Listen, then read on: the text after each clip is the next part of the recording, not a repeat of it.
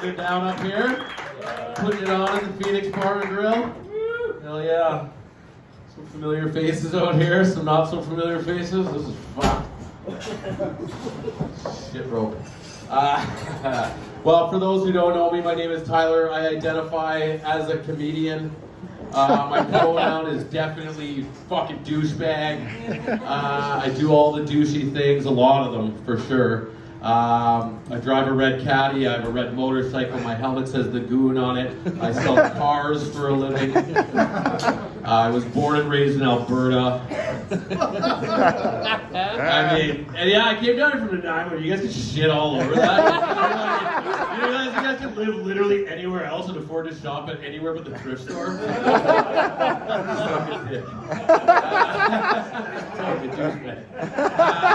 I think the only thing I'm missing from my douchebag repertoire is white sunglasses and a history of date rape. It's the douchiest thing you can fucking do. Raping people on dates. So cool. I also douchebaggedly do cocaine. Prices are going up. The federal government, I mean, crack may not have taxes, but the illicit market finds a way. They have a single-use plastics ban nationwide that started off on December 20th. I tried to get a bag of cocaine on New Year's Eve for my standard $100, only to find out it's an extra $20 for the straw, and I need to bring my own container next time. That was the first time for that one. Yeah. I'm a dog guy. I love my dog. I really prefer my dog to most people. Male, female, otherwise, whatever you identify as is fine. But I love my dog. I love when he gives me kisses on the nose. But in the new year, I've kind of taken a hiatus from the drugs, and I've realized I think the dog's only licking my face because he also has a casual addiction to cocaine. Gotta get his fix from daddy, I guess. Give me kisses. I am a morning. I've always considered myself not a morning person. I've never really understood morning people. Only to realize I really am a morning person. I love that time of the day when the sun's coming up and the birds are singing, out on the deck, maybe having a smoke, feel that sun hit my face, and then I go back in the fucking house, I shut the drapes, I go to fucking bed. Because I've been up all night doing cocaine. I don't want to hurt anybody's feelings here. I have a roommate. It's just that this is not a talk. I've been working. I've been trying this one out on various people of indigenous heritage. So please take it from me.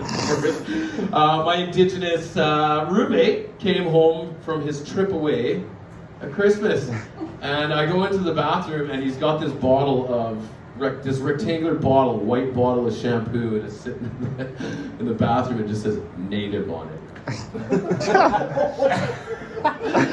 keep going in, I'm going in, I'm going out, I'm going in, I'm going out. Every time I go in there, it's just running through my mind. I'm like, fuck, do I ever want to do an ad campaign for these guys? Native, special reserve shampoo. You don't have to be our cousin to know why it's Auntie's favorite. See? I'm not here to hurt you. You laugh, I don't know. I went away for Christmas. Well, not Christmas. I was here for Christmas. I went to Cancun just recently for my sister got married just after Christmas. I've been doing a lot to get on stage quite a lot, and I mean, I really have a hard time when I find a captive audience to hold my tongue, really. And there was a lot of disasters that happened over this trip. Phone went into the ocean over about day 3. Apple Care does not cover that. It's at the bottom of the ocean. So fuck those guys. $250 a month. What the fuck am I paying that for? So no form of communication. Anyways, I spent all my pesos. Last day of the trip. There's a shuttle bus goes to the airport from our resort. My name's not on the list. I assume there's another shuttle bus. I find out there's in fact, no other shuttle bus. But it's $60 to get to the airport from here. So I go and hit up the bank machine. I pull it. It's the only time I use my bank card the whole time. And I just want to warn you, there may not be a punchline at the end of this. This is just a tale. Told Mike it's a variety show. It's a fucking story time with Uncle T. I go to the airport. I've got, you know, I've got enough cash. I know how I'm going to travel back from Vancouver to the island when I get there financially.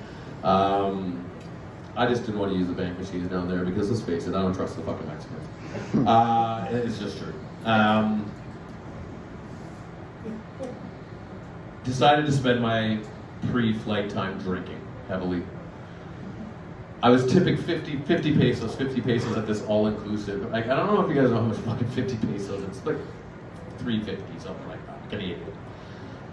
I didn't realize how expensive my drinks actually wound up being at the resort until I went to the gas station. It's 102 pesos for a 6-pack of beer, and I'm literally paying triple that money. I'll wrap this up. This is how I wound up on the plane. So I drank all day, drinking beers, go through security, and the security lady finds various forms of alcohol in my luggage. Says you can't bring liquids on the plane. So okay, well I had a big bottle of mezcal, wasn't gonna chug that. Into the can it went.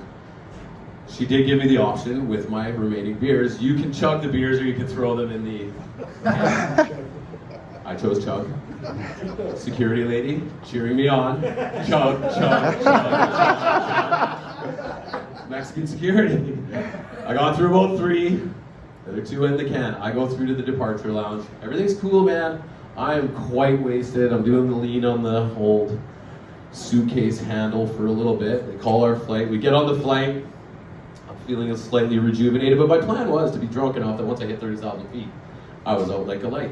Well, I get back to the back of the plane where my seat is, and I see a captive audience. To which I had to say, I just realized that every dad on this plane is a motherfucker. But not every motherfucker on this plane is a dad. Because I ain't no dad. A mixed reaction. Stewardess approaches. Stewardess approaches. Says, sir, you seem extremely intoxicated. And this is where it all went wrong. Because instead of saying, no, everything's cool, I'm going to fall asleep as soon as I get to the top of the thing, I said, I am extremely intoxicated. Your security guard was cheering me on while I chugged the rest of my beer.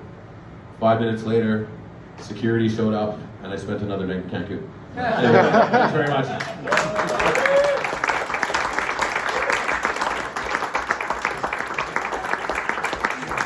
Oh, keep it going for Tyler Jones. I don't know how you don't trust Mexicans that cheer you on like that. Yeah.